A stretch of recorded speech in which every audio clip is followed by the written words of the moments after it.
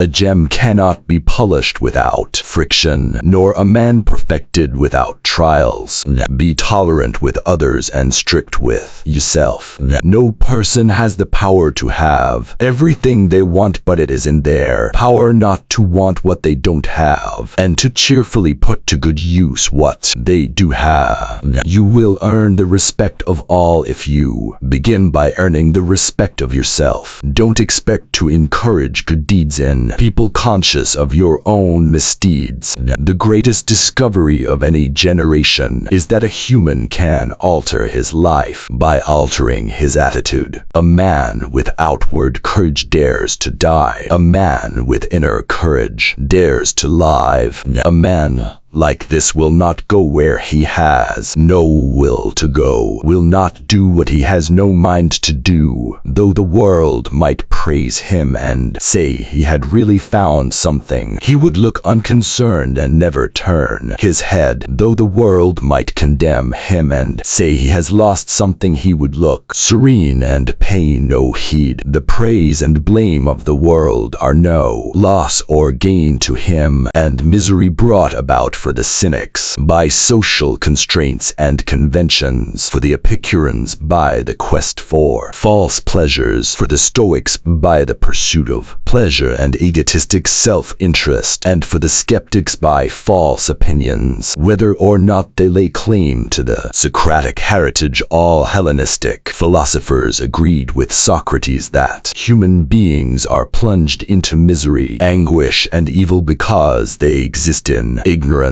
Evil is to be found out within things, but in the value judgments which people bring to bear upon things. People can therefore be cured of their ills only if they are persuaded to change their value judgments, and in this sense all these philosophies wanted to be therapeutic. Applied in our pursuit of the happy life, we should hunt out their helpful pieces of teaching and the spirited and noble-minded sayings which are capable of immediate practical application, not far-fetched or archaic expressions or extravagant metaphors and figures of speech, and learn them so well that the words become works. No one, to my mind, lets humanity down quite so much as those who study philosophy as if it were a sort of commercial skill and then proceeds to live in a quite different manner to the one they tell other people to live. It does not matter what you bear, but how you bear it. You could leave life right now. Let that determine what you do and say and think. Be careful what you water your dreams with. Water them with worry and fear, and you will produce weeds that choke the life from your dreams. Water them with optimism and solutions, and you will cultivate success. Always be on the lookout for ways to turn a problem into an opportunity for success. Always be on the lookout for ways to nurture your dream. Strength should always be complemented by softness. If you resist too much, you will break. Thus the strong person knows when to use strength and when to yield, and good fortune and disaster depend on whether you know how and when to yield. Be content with what you have. Rejoice in the way things are. When you realize there is nothing lacking, the whole world belongs to you. Let your eyes see what they see, not what others want you to see. Let your ears hear what they naturally hear, not what others want you to hear. Let your mouth speak your mind freely, and not be constrained by other people's approval or disapproval. Let your mind think what it wants to think, and not let other people's demands dictate your thoughts. If your senses and your mind are not allowed to do what they want to do, naturally you are denying them their rights. When you cannot think, sense, feel, or act freely, then your body and mind are injured. Break these oppressions and you will cultivate life. Daylight comes no matter how wide it opens its eyes. It cannot see a mound or a hill. This refers to a difference in nature. Now do you say that you're going to make right your master and do away with wrong, or make order your master and do away with disorder? If you do, then you have not understood the principle of heaven and earth or the nature of the 10,000 things. This is like saying that you're going to make heaven your master and do away with earth, or make yin your master and do away with yang. Obviously it is impossible. We may be floating on towel, but there is nothing wrong with steering. If tower is like a river, it is certainly good to know where rocks are. Don't seek for everything to happen as you wish it would, but rather wish that everything happens as it actually will, then your life will flow well. If anyone can refute me, show me I'm making a mistake or looking at things from the wrong perspective, I'll gladly change. It's the truth I am after, and the truth never harmed anyone.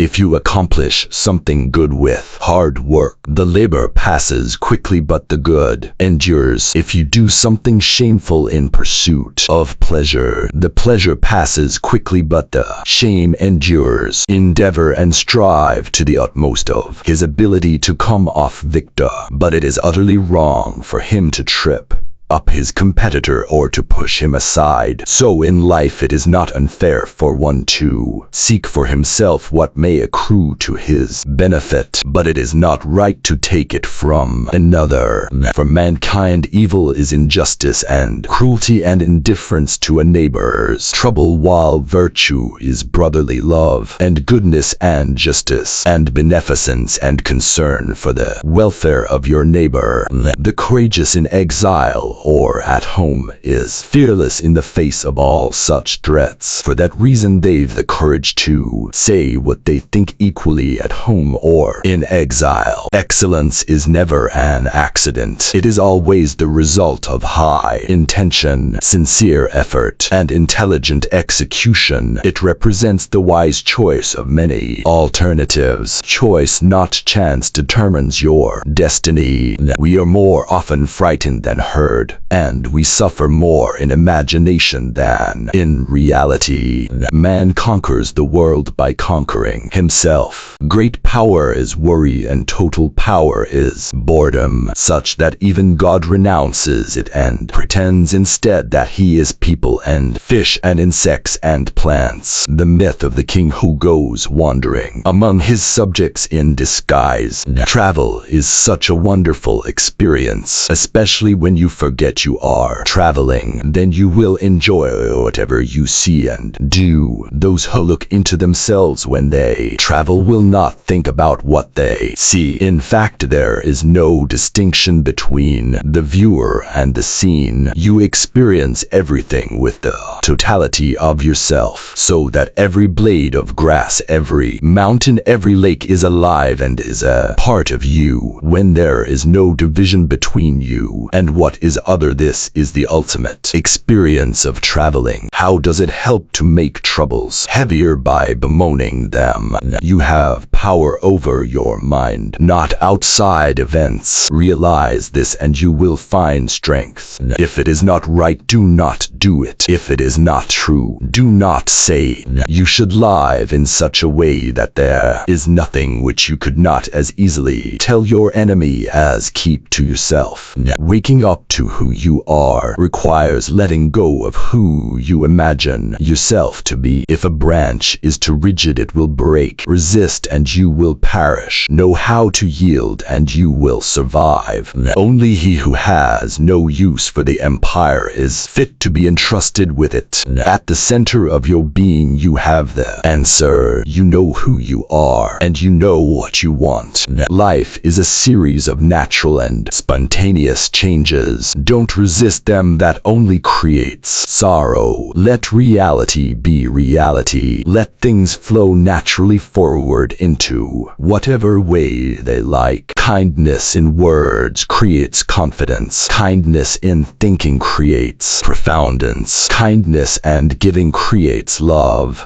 A person with a mind is bound to be filled with conceptions. These conceptions prevent him from knowing things directly. so a person with a mind shall never really know. Trying to explain Zen is like trying to catch wind in a box. The moment you close the lid, it ceases to be wind and in time becomes stagnant air. A good traveler has no fixed plans and is not intent on arriving. When you are content to simply be yourself and don't compare or compete, everyone will respect you. No amount of anxiety makes any difference to anything that is going to happen. The happiness of your life depends upon the quality of your thoughts. To my way of thinking is a better proof of a well-ordered mind than a man's ability to stop just where he is and pass some time in his own company.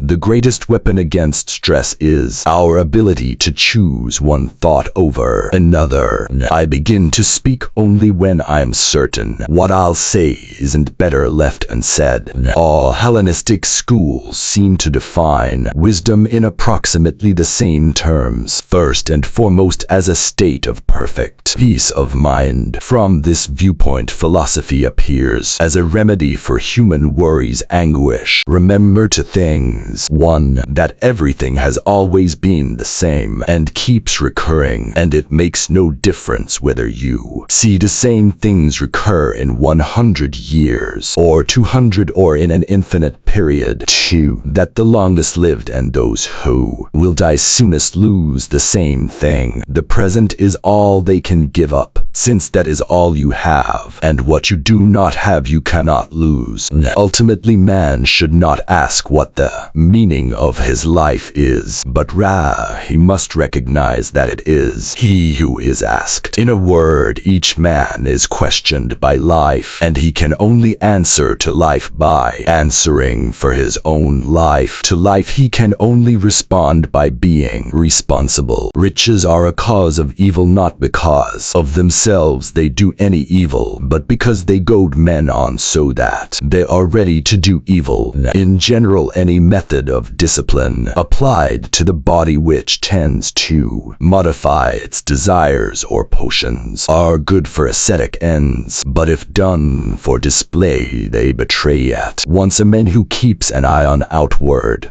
show, who has an ulterior purpose and is looking for spectators to shout, "Oh, what a great man!" This is why Apollonius so well said, "If you are bent upon a little private discipline, wait till you are choking with heat one day." Riches are a cause of evil, not because of themselves they do any evil, but because they goad men on so that they are ready to do evil. In general, any method of discipline applied to the body which tends to modify its desires or potions are good for ascetic ends, but if done for display they betray at once a man who keeps an eye on outward show, who has an ulterior purpose and is looking for spectators to shout, "Oh, what a great man!" This is why Apollonius so well said, "If you are bent upon a little private discipline, wait till you are choking with heat one day." Simplicity, patience, compassion, these three are your greatest treasures. Simple in actions and thoughts, you return to the source of being. Patient with both friends and enemies, you accord with the way things are. Compassionate towards yourself, you reconcile all beings in the world.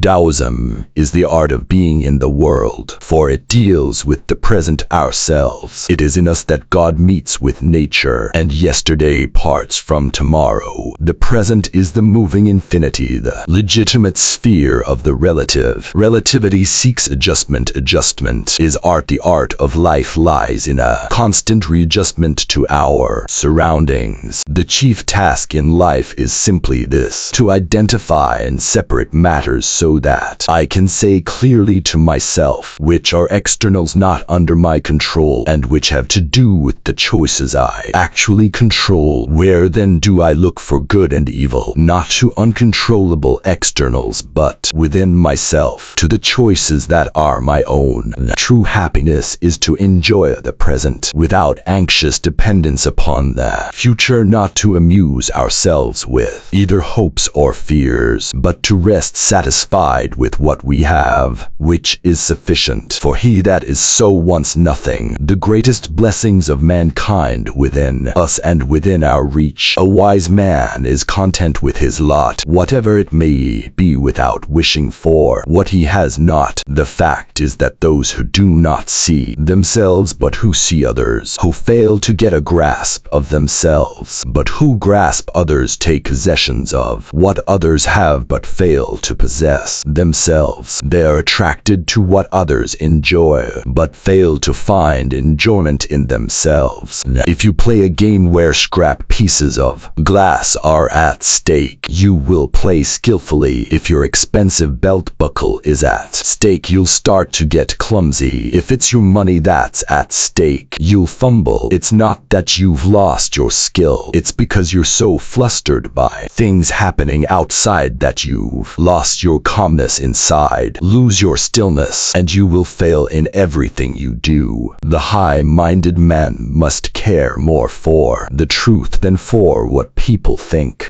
We have 2 ears and 1 mouth, so we should listen more than we say. The impediment to action advances action. What stands in the way becomes the way. Don't promise twice what you can do once. A man who has committed a mistake and doesn't correct it is committing another mistake. He who has a why to lie for can bear almost anyhow. Then take a mouthful of cold water and spit it out again, and tell no man what is not good for the beehive cannot be good for the bees. A commitment to justice in your own acts, which means thought in action resulting in the common good, what you were born to do. Men do not care how nobly they live, but only how long. Although it is within the reach of every man to live nobly, but within no man's power to live long. He who is running a race ought to things joined by profit when pressed by misfortune and danger will cast each other aside. Let your mind wander in simplicity. Blend your spirit with the vastness. Follow along with things the way they are, and make no room for personal views. Then the world will be governed. A beam or pillar can be used to batter down a city wall, but it is no good for stopping up a little hole. This refers to a difference in function. Thoroughbreds like Kaiji or Hualo could gallop 1,000 li in one day, but when it came to catching rats, they were no match for the wild cat or the weasel. This refers to a difference in skill. The horned owl catches fleas at night and can spot the tip of a hair, but when those who do not know how to suffer are the worst off. There are times when the only thing we can do is to bear our troubles until a better day. To solve a problem, you need to remove the cause, not the symptom. To know and to think we know not is the crown. To not know and to think we know is the affliction. Knowing others is intelligence. Knowing yourself is true wisdom. Mastering others is strength. Mastering yourself is true power. To attain knowledge, add things every day. To attain wisdom, remove things every day. Those who know don't talk. Those who talk don't know. Close your mouth. Block off your senses. Blunt your sharpness. Untie your knots. Soften your glare. Settle your dust. This is the primal identity. Be like the towel. It can't be approached or withdrawn from, benefited or harmed, honored or brought into disgrace. It gives itself up continually. That is why it endures. You have only to rest in inaction, and things will transform themselves. Smash your form and body. Spit out your hearing and eyesight. Forget you are a thing among other things, and you might join in great unity with the deep and boundless.